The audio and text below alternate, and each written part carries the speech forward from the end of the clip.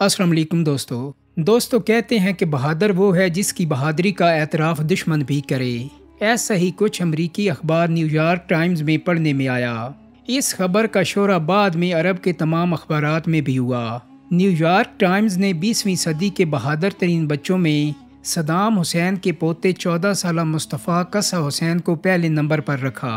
اس کی بہادری کی وجہ امریکی اخبار نے یہ لکھی کہ شمالی عراق کے موصل شہر کے ایک گھر میں امریکی محاصرے کے دوران 14 سالہ مصطفیٰ حسین نے 7 گھنٹے تک بھوک اور پیاس میں امریکی فوج اور فضائیہ کا تنہا سخت مقابلہ کیا۔ یہ مقابلہ اس نے اس وقت کیا جب اس کا والد قصہ صدام حسین اور چچا عدی صدام امریکی فوج کے ساتھ سخت مقابلے میں شہید ہو چکے تھے، اور مصطفیٰ حسین کی شہادت تک جدید اسلحے سے لیس امریکی فوج کو اس گھر میں داخل ہونے کی جرت نہ ہوئی، جس میں ننھے مصطفیٰ حسین نے اپنی زندگی کا پہلا اور آخری معرکہ انتہائی شجاعت سے لڑا۔ نیو یارک ٹائمز کی اس بات کو مزید بڑھاتے ہوئے مشہور برطانوی صحافی رابرٹ نے اپنی تحقیق کی روشنی میں مزید لکھا کہ امریکی اسپیشل فورس کی بٹالین نمبر 101 کی تعداد 400 امریکی فوجیوں پر مشتمل تھی، جسے مکمل طور پر فضائی کور بھی حاصل تھا۔ موصل کے گھر میں صدام حسین کے 2 بیٹوں قصہ اور عدی کو صدام کے پوتے مصطفیٰ سمیت محاصرے میں لے لیا گیا۔ وہ موصل شہر کے ایک علاقے الفلاح میں واقع تھا۔ صدام کے دونوں بیٹے اپنے رابطے میں رہنے والے مزاحمت کاروں کی رہنمائی بھی کرتے تھے اور مسلسل حالت سفر میں رہتے تھے، لیکن مخبروں کی سازش سے ایک روز موصل میں ان کی قیامگاہ کی نشاندہی ہو گئی، اور یوں عراق کی جدید تاریخ کے خون ریز معرکوں میں سے ایک حیرت انگیز معرکہ لڑا گیا، جس میں ایک طرف 400 امریکی فوجی جدید ترین ہتھیاروں اور مکمل فضائی کور کے ساتھ موجود تھے، تو دوسری جانب محض 2 نوجوان اور ایک کم سن بچہ تھا۔ اس بچے نے اپنے باپ قصہ اور چچا عدی کی شہادت کے بعد 7 گھنٹے تک امریکی فوج کا جان توڑ مقابلہ کیا۔ ایسا بچہ اگر ہمارے پاس برطانیہ میں ہوتا تو اس کے یادگاری مجسمے برطانیہ کے ہر شہر میں نصب کیے جاتے، اور اس بچے کی شجاعت کی کہانیاں برطانوی تعلیمی نصاب میں برطانوی بچوں کو پڑھائی جاتی، تاکہ انہیں معلوم ہو سکے کہ مردانگی کیا ہوتی ہے اور شجاعت کے کیا معنی ہیں۔ امریکی اخبار نیو یارک ٹائمز اور برطانوی صحافی رابرٹ کسی تعارف کے محتاج نہیں ہیں۔ یہ خبر بھی عرب اخبارات میں مغربی میڈیا کی وساطت سے ہی شائع ہوئی کہ عراق پر امریکی جارحیت کے بعد عراقی مجاہدین نے کس قسم کی سخت مزاحمت کا سلسلہ جاری رکھا، اور منافقین اور مخبروں کی ایک بڑی تعداد کی موجودگی کے باوجود انہوں نے کیسی کیسی شجاعت کی داستانیں رقم کی۔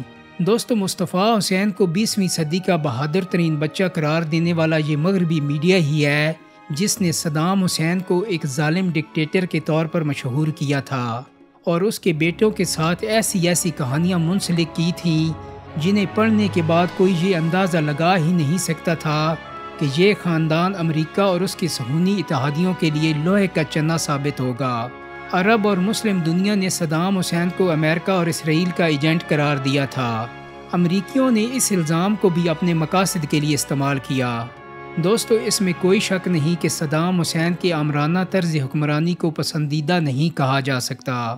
اس نے 8 برس تک اپنے ملک کو ایران کے ساتھ حالت جنگ میں رکھا، جس میں دونوں طرف کے لاکھوں مسلمان لقمہ اجل بنے اور معیشت کو ناقابل تلافی نقصان پہنچا۔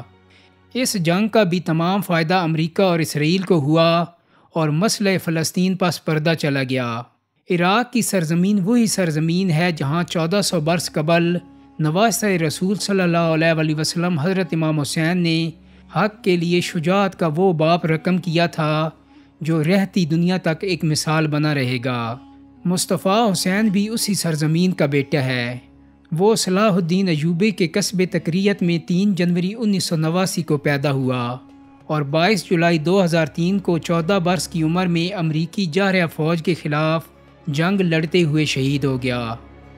آپریشن میں حصہ لینے والے امریکی کمانڈوز نے آپریشن شروع کیا تو مصطفیٰ حسین نے ان پر اندھا دھند فائرنگ شروع کر دی، جس کی وجہ سے 5 امریکی کمانڈوز موقع پر مارے گئے۔ مصطفیٰ حسین نے اکیلے 400 امریکی کمانڈوز کی پیش قدمی کو روکے رکھا۔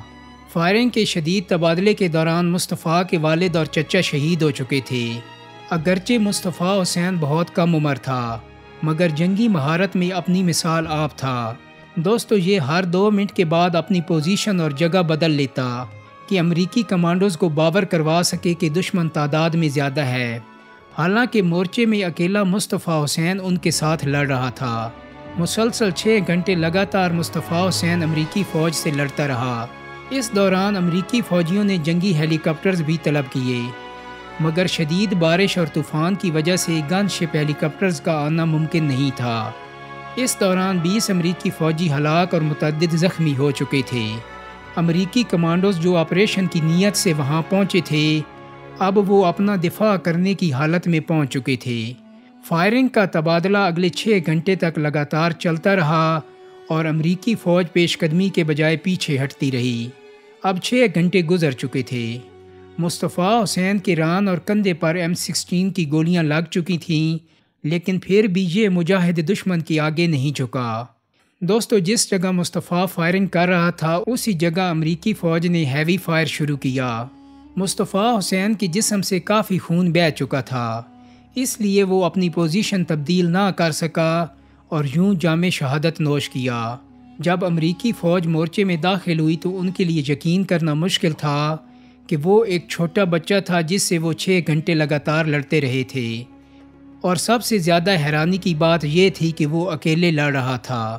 شمالی عراق میں موصل شہر کے جس گھر میں صدام حسین کے بیٹوں عدی اور قصہ اور پوتے مصطفیٰ نے آخری بار قیام کیا تھا اس گھر کے مالک کا نام صالح الزیدان تھا جو صدام حسین کا دور کا رشتہ دار تھا۔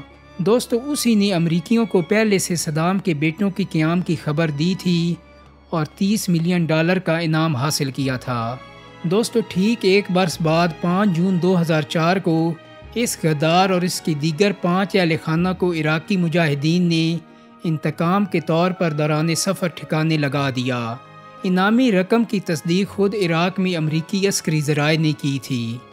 کم سن مصطفیٰ حسین نے اسلامی تاریخ میں ایک نیا باب رقم کیا جو ان مسلم ملکوں کے حکمرانوں اور جرنیلوں کے لیے ایک تازیانہ بن گیا جو امریکہ کے نام سے ہی کانپتے ہیں۔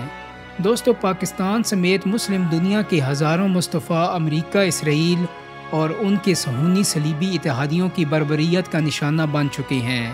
مصطفیٰ حسین کی کم سنی میں شجاعت اور شہادت اس امت کے لیے ایک عظیم سبق ہے۔ دوستو امید کرتا ہوں کہ میری آج کی ویڈیو آپ کو پسند آئی ہوگی۔